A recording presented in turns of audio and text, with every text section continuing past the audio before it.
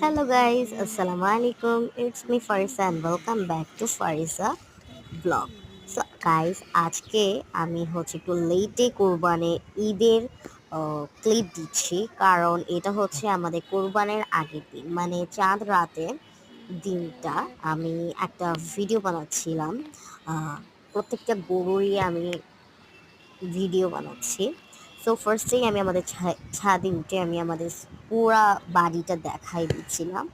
দেন আমি নিচে নামবো অ্যান্ড তোমরা দেখতেছো আমার বাড়িটা খুব সুন্দর আর আশেপাশে কিন্তু খুব খুব গরু। আমি আস্তে আস্তে প্রত্যেকটা গরুর একটু একটু করে ক্লিপ দিব, তোমরা দেখে নাও।